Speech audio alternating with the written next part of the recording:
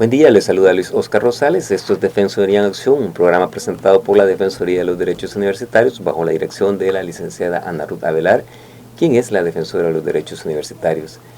Este día vamos a tener un tema bastante importante y es el Día Internacional contra la Homofobia, la Transfobia y la Bifobia.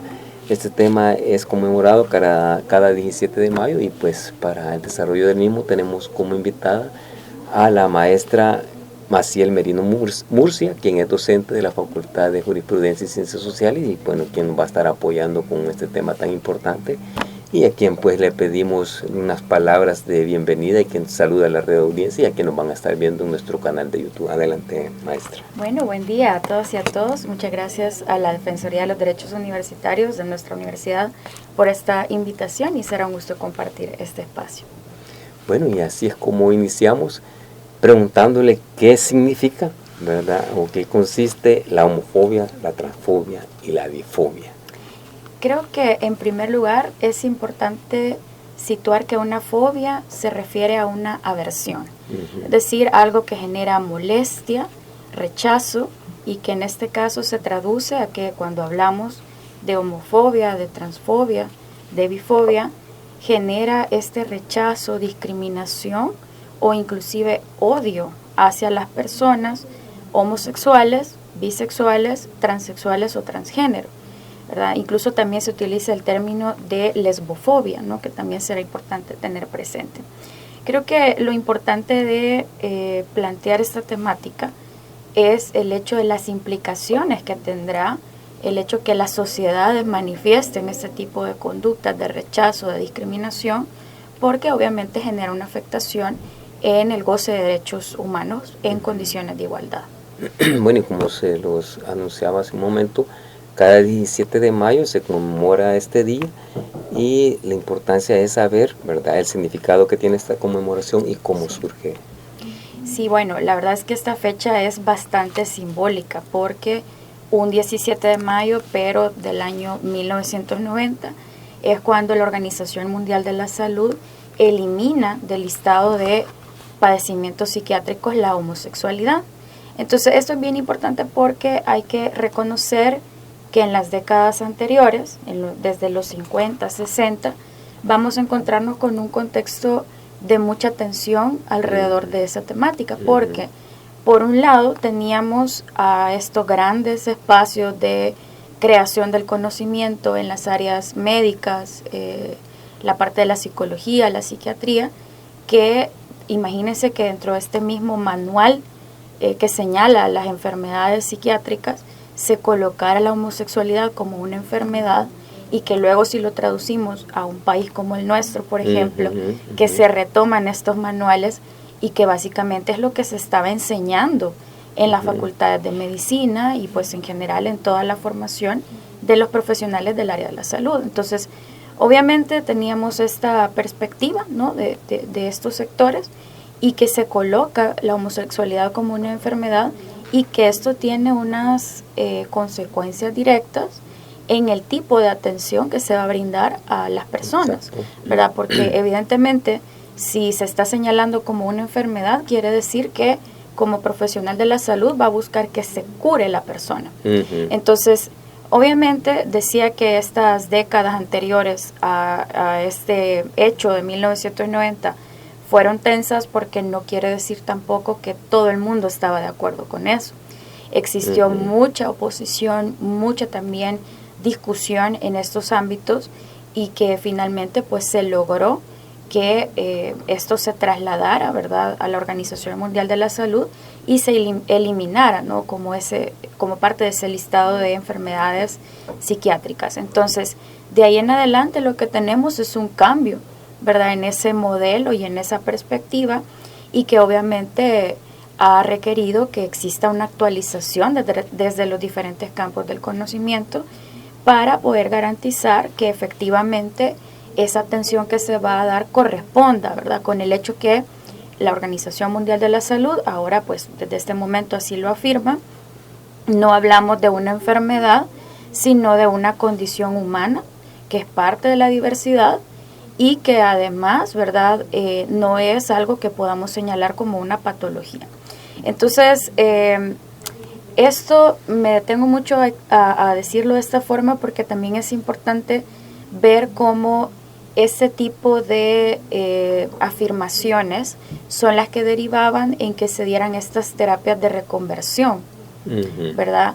E inclusive, no solamente desde esta perspectiva, sino desde diversas perspectivas religiosas, se genere como este sentimiento de culpa en las personas, ¿verdad? El hecho de decirle tiene que cambiar para ser normal o poder encajar con esas categorías que socialmente se establecen, ¿verdad? Y se buscan imponer también. Y que entonces, ¿verdad? Básicamente esta fecha, ¿verdad? Que como decía es bastante simbólica por esta transición que se da, nos invita a hacer esa reflexión de los retos que todavía tenemos, porque si bien es cierto, hay un consenso de la comunidad científica alrededor de esto, lo cierto es, ¿verdad?, que en la práctica todavía tenemos muchas situaciones de discriminación y de violencia y que es necesario remarcar para continuar avanzando, ¿no?, en esa línea. Sí, bastante importante y dentro de esto hay otros, bueno, pensamientos que se nos vienen y que usted lo acaba de decir, no todo el mundo lo acepta. Habría que tener otro tema en cuanto a saber cómo trataban, entre comillas, lo que ellos le llamaban enfermedad, qué medicamento le daban, esas terapias, etcétera. Y también este mismo tema nos lleva a profundizar, ¿verdad?, más en la temática y querer saber o definir otro tipo de conceptos como son la orientación sexual, la identidad de género y la expresión de género. Podría definirnos cada uno y asimismo cómo se interrelacionan a cada persona. Bueno, en el caso de la orientación sexual, hablamos de cómo las personas definen por quién se sienten atraídas, ya sea a nivel afectivo o a nivel sexual. Entonces, de ahí deviene el término de la heterosexualidad, que sería cuando las personas se sienten atraídas por el sexo opuesto, principalmente. Y por otro lado, también se habla de la homosexualidad cuando se da esta atracción sexoafectiva por personas del mismo sexo, o bisexualidad cuando esta atracción se manifiesta por ambos sexos, ¿verdad? Creo que al abordar este tema es importante también hablar de la heteronorma que observamos en nuestras sociedades, ¿no? Con esto me refiero al hecho que se establece como prácticamente un mandato, porque la sociedad está organizada para funcionar de esa manera, al igual que las instituciones del Estado, para el hecho que todas las personas sean heterosexuales y que incluso se constituyan en una pareja, ¿verdad? Y que esto muchas veces trasciende hacia el fin último de esa pareja, que sería casi únicamente la reproducción, ¿verdad? Entonces, ese ideal de la heteronorma que establece a la pareja heterosexual, monógama, además, en ese espacio, es el que muchas veces hace que orientaciones distintas a la heterosexual sean consideradas como lo raro, ¿verdad? Pero que es parte, pues, de esa diversidad humana que ya mencionábamos. Luego, por la parte de la identidad de género, hablamos más bien de un concepto que nos remite a una vivencia personal, es decir, cómo nos apropiamos y cómo sentimos y vivimos el género. O sea que esta es una experiencia netamente individual y que puede o no corresponder con el sexo con el cual yo he nacido, ¿verdad? Y luego el otro término era el de la expresión de género. En el caso de la expresión de género es más bien cómo manifestamos en el espacio público esa identidad de género, que aquí es donde justo por eso enfatizo la cuestión de la heteronorma y cómo funcionan nuestras sociedades bajo una lógica binaria, es decir que por un lado tenemos este extremo de lo masculino asociado a los hombres y lo femenino asociado a las mujeres. Entonces, de repente cuando se rompe un poco ese molde social, como que a las sociedades les hace como, o a las personas, mejor dicho, en el marco de esa sociedad, como que algo les hace cortocircuito, ¿verdad? Es decir, como por ejemplo, una mujer, ¿verdad?, cuya vestimenta o el corte de cabello inclusive, o ciertos comportamientos, ciertas formas de expresarse, de moverse, de hacer uso del espacio público, no les encajan con esa etiqueta bien limitada, ¿verdad?, de la feminidad, viene y dice, ¿qué pasa acá?, ¿verdad? Entonces, la expresión de género tiene todo ese amplio abanico, ¿verdad?, en el que las personas podemos comportarnos, ¿verdad?, utilizar, como decía, cierta vestimenta, toda esta parte, ¿verdad?, de cómo nos expresamos justamente ante el mundo, que puede variar, ¿verdad?, en función de nuestros intereses y que no necesariamente está directamente ligado a nuestra orientación sexual, ¿verdad? Puede que una mujer que se muestra, ¿no?, en esta expresión bajo lo que se entiende socialmente como muy masculina, pero eso no significa que esta mujer no pueda ser heterosexual, es decir, hay un amplio abanico en esa diversidad humana, ¿verdad? Exacto. También en este tema hay otros conceptos que se relacionan y que son bien importantes tocarlos, y en cuanto a la igualdad y la equidad de género. Sí. ¿Nos podría explicar en qué consiste cada uno o si son sinónimos? En principio decimos que no son sinónimos, ¿verdad? El término de igualdad y equidad nos remiten a escenarios diferentes, ¿verdad? Por un lado, tenemos la igualdad como un principio, diríamos, jurídico, universal, que nos lleva a pensar en las condiciones ideales.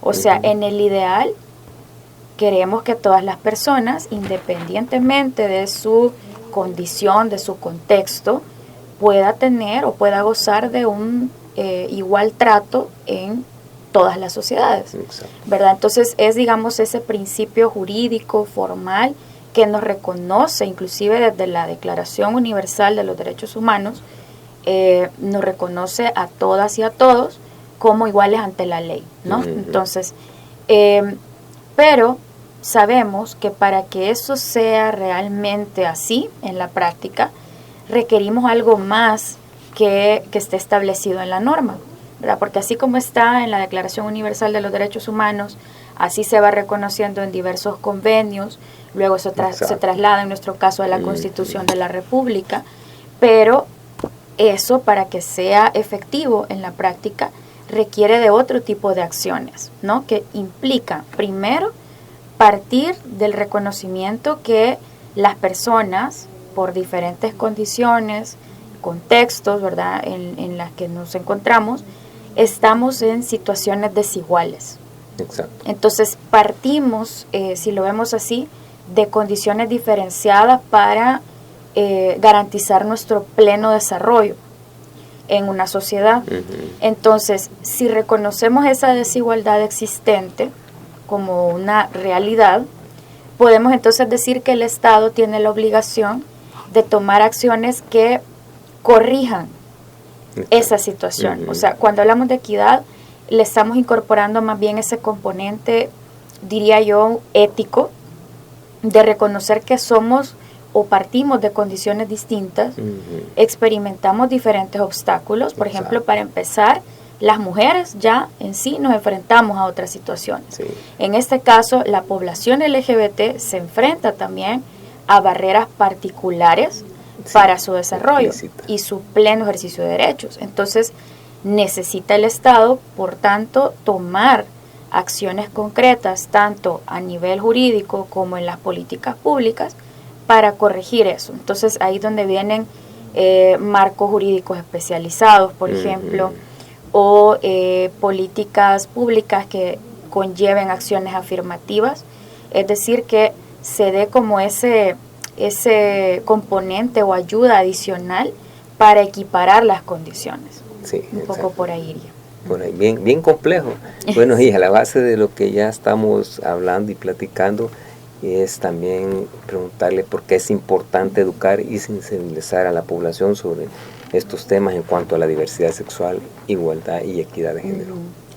Yo creo que en principio hay que decir que, bueno, en nuestra sociedad salvadoreña sigue siendo muy complejo, ¿verdad?, abordar estas temáticas, pero solamente eso, abordarlas, poder discutirlas desde una perspectiva de derechos humanos, nos puede hacer que vayamos transformando, porque el objetivo de todo esto no es otro sino que garantizar que todas las personas puedan vivir su vida libres de cualquier tipo de discriminación y violencia, porque es lo que todas las personas merecemos.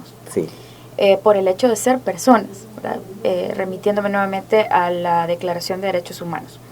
Entonces, abordar estos temas desde una perspectiva de educación, de sensibilización, permite que nos demos cuenta que es necesario que vayamos tomando conciencia de ciertas conductas, patrones, comportamientos, ideas que en nuestra sociedad se asumen como normales, ¿verdad? Pero que eso que se asume como normal, o lo correcto, o lo adecuado, implica que se legitime o se reproduzca una conducta o discurso de odio y de discriminación.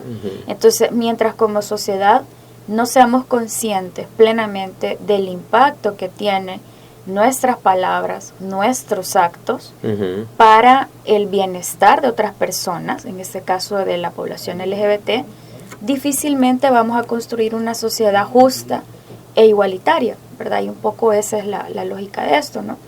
Como digo, claro, lo importante de esto es hablarlo desde un diálogo respetuoso, un diálogo que tenga la base de los derechos humanos y un diálogo que reconozca, ¿verdad?, que la población LGBT es igualmente que cualquier otro colectivo reconocido, ¿no?, en ese pliego de derechos humanos. Sí, y que está ahí, ¿verdad? Que no, bueno, y es que es bien difícil, ¿verdad? Sí. Porque hay otras sociedades que nos llevan no solo un paso adelante. Muchos. Entonces, eso hace una gran diferencia si nos ponemos a comparar con nuestra sociedad. Estamos en pañales, estamos queriendo, creo yo, que todavía arrancar. Sí. Eso nos lleva también a preguntarle, ¿verdad?, si hay conocimiento en cuanto a las condiciones actuales de la población salvadoreña LGBTI. Fíjese que sobre este punto sí quería compartir algunos datos, porque me parece que justo, ¿no?, parte de ese argumento, ¿no?, que tenemos desde una perspectiva de derechos humanos de la importancia de abordar estos temas, es precisamente porque hay un problema. Y ese problema es que la población LGBT, como ya lo mencionaba, se enfrenta a desafíos particulares por el hecho de ser parte de la población LGBT, para ver no solo posibilitado, ¿verdad?, su desarrollo humano, sino pues para el ejercicio de sus derechos más fundamentales. En ese sentido, quería traer a cuenta dos estudios recientes.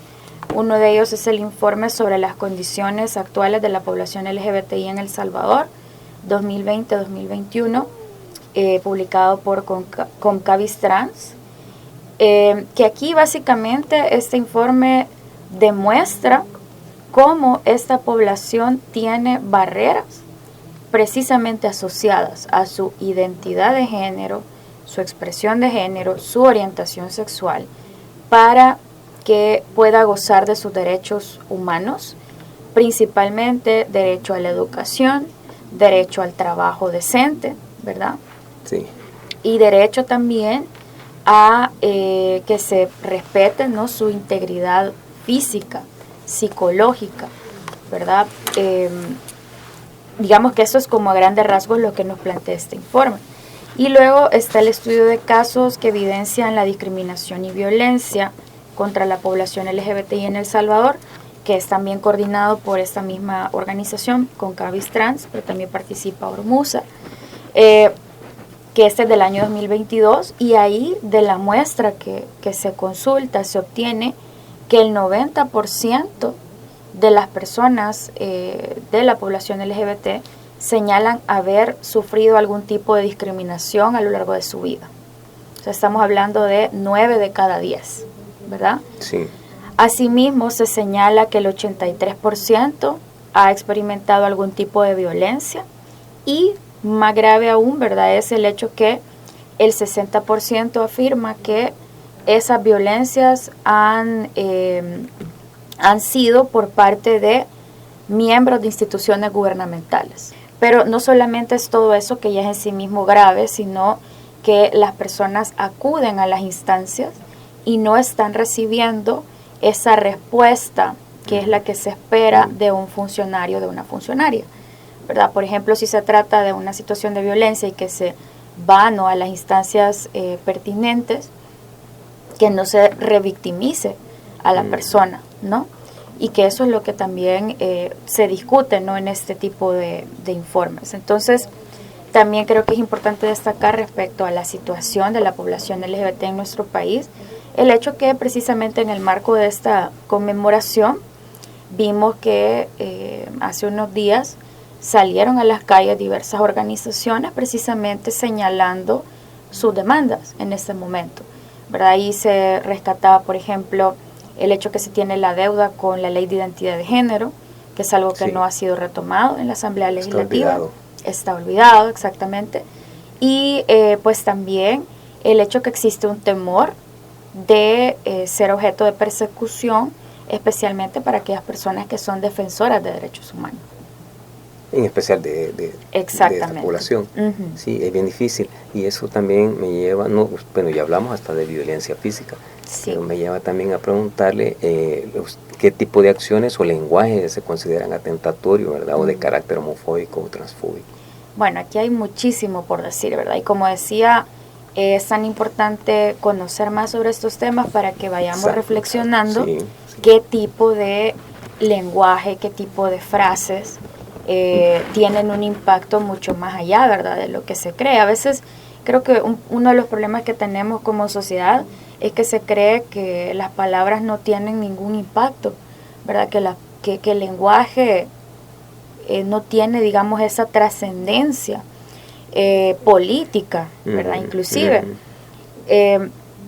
cuando ya reconocemos esa importancia del lenguaje, podemos darnos cuenta que a través de eso, de diferentes expresiones que muchas veces son normalizadas por la misma cultura, ¿verdad? Dicen, no, es que así somos los salvadoreños, ¿verdad? Uno escucha eso. Entonces, cuando se llega a esa normalización, evidentemente estamos ocultando el hecho que esa frase lo que está haciendo es reproduciendo una situación de desigualdad, una jerarquía, ¿verdad? Entonces, hay unas relaciones de poder ahí. Por ejemplo, escuchamos, por ejemplo, en estos contextos como los partidos de fútbol. Vea, lo que se da cuando está ahí la gente en el estadio, y entonces ahí muchas veces las expresiones que se utilizan con el objetivo de ofender al otro, ¿verdad? Son expresiones que tienen que ver con la ubicación de lo femenino como algo inferior. Y que también igual pues, lo masculino como algo inferior.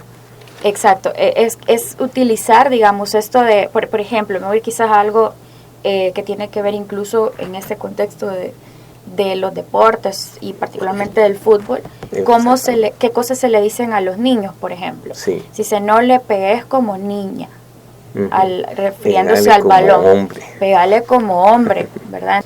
Y en ese contexto, por mencionarlo como un ejemplo, escuchamos muchos comentarios homofóbicos, ¿verdad? Esta frase de que este comportamiento, esta forma de caminar, esta forma de vestir, esta conducta, etcétera, eso es algo de gays. ¿Verdad? Y bueno, y luego un conjunto de expresiones que estoy segura que las personas que nos escuchan tendrán en mente, ¿no? De cómo son legitimadas y reproducidas precisamente señalando la homosexualidad como algo inferior y algo negativo, y que precisamente el objetivo es ofender al otro, porque claro, está ahí en juego esa idea de la masculinidad tradicional. Pero también hay otros que se escuchan mucho también, como cuando se les dice a las personas homosexuales o bisexuales que están confundidos y que es una etapa. Que es algo que va a cambiar. Bueno, últimamente como que está de moda esa parte, ¿verdad que sí? De decirle, no, es que eso ya después va a cambiar, es ¿verdad? moda. Decir que es una moda, exacto, es una tendencia. Cuando pues claramente las personas ya tenemos, ¿verdad?, un conjunto de aspectos, de características que nos hacen... Es que es una forma de invisibilizar. Exacto. Sí, de hecho ese es uno de los grandes mitos que hay que ir erradicando, ¿verdad? A esa parte que quiero llegar, ya que se metió directamente. Bueno, en la sociedad salvadoreña, ¿verdad?, siempre se sigue manejando que es un tema tabú lo de la diversidad sexual, ¿verdad? Y allí es donde nos lleva a hablar de mitos. Sí. Vean, ¿cuáles son los mitos más comunes acerca de las personas LGTBI? Creo que comenzaría con ese, ¿verdad? ¿Cuál? Que ya hemos comentado. El hecho que se dice que es una moda, una tendencia, inclusive una tendencia occidental, ¿verdad? Como es algo, ahora que se habla, que luego quizás lo podemos hablar un poco más, que se habla tanto de la Agenda 2030 como ese enemigo contra la familia, los valores, etcétera. Se dice es que de ahí, de eso que se está viendo en Europa, en Estados Unidos, se está trayendo esa tendencia, atentando incluso contra los valores de la sociedad salvadoreña, lo propio, la identidad, se apela mucho a esa identidad propia. Que, bueno, uno de los que también un poco hemos mencionado, esta idea de que la homosexualidad o la bisexualidad es una enfermedad o un problema de salud. Como ya he dicho, justamente esta fecha surge para recordarnos, ¿verdad? Que la Organización Mundial de la Salud, a partir de todo un consenso, ¿verdad? Científico, establece que esto es parte de la diversidad humana, ¿verdad? No es algo patológico, ¿verdad? Y por tanto no debemos de tenerlo de esa manera. También hay otro, bueno, hay varios que tenía aquí. Hay uno que también es muy común, y es este estigma que existe con las personas homosexuales, bisexuales, con relación al tema del VIH-Sida. Sí. Esta idea de que todas las personas tienen. Entre ellos andan. Exactamente. Entonces, esto es bien importante también de erradicarlo, porque además que tiene un impacto en los servicios de salud, tiene un impacto en general en el trato que reciben estas personas, ¿verdad? Había una cuestión más de los mitos, porque de esto hay muchísimo más que decir, y que sí lo quería abordar mucho porque se escucha mucho en nuestro país, y es que las personas, esta idea de que ya todos somos iguales ante la ley, y que entonces cualquier demanda adicional significa que se están pidiendo derechos especiales. Entonces, eso no es necesario, porque ya dice la ley que somos iguales. Eso, nuevamente, volviendo a lo que decíamos de igualdad y equidad, si en la práctica sabemos que una persona homosexual, bisexual, una persona que tiene una identidad y expresión de género que no concuerda con ese precepto social de lo heteronormativo, es, digamos, tratada de manera diferente. Por ejemplo, en un contexto de trabajo, que se burla, que se enfrenta a esto, que tiene barreras para ascender en su trabajo, o si nos vamos hasta lo más elemental, que se prefiere contratar a otra persona aunque tenga quizás competencias superiores. Entonces, si vemos que eso es una realidad, claramente debemos de reconocer que no es cierto que seamos iguales. La ley lo dice, pero de eso a que realmente ocurra, hay una brecha, y por tanto no son derechos especiales, sino medidas que puedan corregir esa situación. Y bueno, vámonos al país o a la misma universidad, ¿verdad? ¿Cuál es la situación en nuestra universidad o en el país en cuanto al marco jurídico político para erradicar o disminuir, ¿verdad?, la discriminación en razón de la orientación de sexo, de género? Yo creo que ahí hay deudas importantes, porque sí es necesario que se desarrolle todo un campo, ¿verdad?, de normas especializadas que puedan ir abordando las diferentes problemáticas de la población LGBTI. Una de ellas, y es la que ya mencionaba, a razón de lo que las organizaciones han señalado, es la deuda de la ley de identidad de género, porque eso entendemos que es un derecho fundamental, ¿verdad? Porque ¿qué significa nuestro nombre? ¿Qué significa en términos de nuestra identidad, de lo que somos? ¿Qué significa el hecho que en mi documento de identificación se respete lo que yo soy?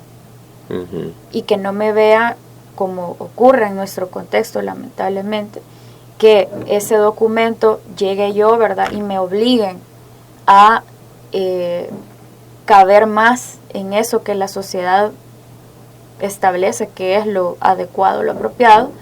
Y entonces luego me enfrento a que voy a otro espacio con mi documento y no hay una concordancia y tengo una serie de problemas. Entonces, ¿qué implica en términos de la vivencia de la población LGBT el hecho que no esté regulado eso de manera apropiada, ¿no? De igual manera, otra de las demandas que las organizaciones LGBT han señalado es lo concerniente a lo laboral, porque sí creo que eso es un componente fundamental, porque en la medida en que se vean discriminados para acceder a estos puestos de trabajo y a garantizar un trabajo digno, pues obviamente esto hace recaer en esa propensión a vivir en condiciones de pobreza, ¿no? Sí. Como ya lo decía. Entonces, se ha dicho mucho que se necesita hacer especificaciones en el Código de Trabajo que permitan justamente que se sepa, ¿no?, que no puede discriminarse a nadie por su identidad de género, su orientación sexual, su expresión de género, ¿no? Son aspectos que todavía tenemos pendientes. Y quizá una última cosa que señalaría en la parte nacional sería, primero, lo que tiene que ver con la aplicación de la norma, ¿verdad? Porque para que toda norma funcione, o sea, sea operativa, se necesita que los jueces, las juezas, por ejemplo, las personas en la fiscalía, es decir, que todo ese aparataje esté sensibilizado sobre su aplicación. La conciencia. Y en el caso de la universidad, creo que también, ¿verdad? Sí. La Universidad de El Salvador, bueno, a nivel de la problemática, yo siempre lo digo así, la universidad es una expresión de la sociedad salvadoreña. Entonces, ese tema de la discriminación, la violencia contra la población LGBT es algo que está también presente en nuestra institución. Y eso también lo hemos visto reflejado en diferentes estudios que se han hecho aquí, ¿verdad? Sondeos que ha hecho el Centro de Estudios de Género, investigaciones que se han hecho desde la red de investigadoras en diferenciales de género. Incluso en nuestra facultad también hicimos un diagnóstico sobre temas de violencia de género, y en ese sentido decirles que en todos esos estudios siempre aparece que hay discursos homofóbicos, transfóbicos, lesbofóbicos circulando en diferentes espacios de nuestra comunidad universitaria. Entonces, ¿qué es lo que se está haciendo en este momento? Pues creo que a nivel de política tenemos ya una política de equidad de género, donde se menciona que se debe de estar sensibilizando a la población universitaria sobre estas temáticas, principalmente yo diría, ¿verdad?, para fomentar relaciones más equitativas entre todas las personas que estamos acá, ¿verdad? Relaciones de respeto, relaciones... Pero eso es lo que tenemos. Eso es lo que tenemos. Hablemos más allá, los desafíos o los retos que tenemos que cumplir o ponernos para superar la erradicación de la violencia y la discriminación por razones de género o orientación sexual. Sí, bueno, creo que a nivel nacional, lo que ya mencionaba, ¿verdad? Retomar estos marcos jurídicos, creo que también retomar iniciativas que se dieron en años anteriores y que lamentablemente no se les ha dado seguimiento en temas de política pública. Retos. La educación integral en sexualidad, ¿verdad? Que también lo mencionaba hace un momento. Y en el caso de la universidad, creo que de forma bastante similar, yo diría que el poder implementar, ejecutar de manera apropiada lo que ya está establecido en esa política de equidad de género, porque eso nos lleva a generar procesos de sensibilización y formación, pero no solo generarlos, porque eso creo que se hace, ¿verdad? También mencionar que en la Asamblea General Universitaria estamos también próximos a aprobar un reglamento, de detección, prevención y atención de la violencia de género, donde, si bien es cierto, se enfatiza la situación de las mujeres, también se ha pensado en que la población LGBT pueda acogerse, ¿no?, también a estos principios elementales, ¿no?, para poder actuar frente a una situación de violencia o de discriminación. Sí, bueno, ahí van inmersos, no se quedan fuera. Sí. Pero, usted ya sabe, y todos los que nos están viendo y escuchando, se nos acaba el tiempo, queremos seguir, no podemos. Claro. Entonces, llegamos hasta aquí. Solo pedirle, ¿verdad?, un mensaje a la comunidad universitaria, pues siempre en conmemoración al Día Internacional de la Homofobia, Transfobia y la Bifobia. Y obviamente despedirse de toda nuestra audiencia. Sí, bueno, yo creo que retomando lo último que he mencionado, me gustaría dirigirme a la comunidad universitaria en el sentido que es necesario que podamos tener esta sensibilidad en temas de orientación sexual, identidad de género, expresión de género, desde una perspectiva de derechos humanos. Exacto. Y que eso se necesita en todos los campos del saber. Sí, perfecto. Bueno, ahí estaba el mensaje de nuestra invitada de este día, quien es la maestra Maciel Merino Murcia. Como les decía, es docente de la Facultad de Jurisprudencia y Ciencias Sociales y nos ayudó con el tema de este día, que es en conmemoración o en el contexto del Día Internacional contra la Homofobia, Transfobia y la Bifobia. Esto fue Defensoría en Acción, las estuvo acompañando Luis Oscar Rosales. Y antes de irnos, pues decirles que nuestros medios de contacto de la Defensoría son los siguientes. Tenemos nuestro sitio web, que es www.defensoría.ues.edu.cb, nuestro correo electrónico, que es defensoría.universitaria@ues.edu.cb, para cualquier comentario o duda que tengan acerca de sus derechos y deberes universitarios. Gracias una vez más, esto fue todo por hoy.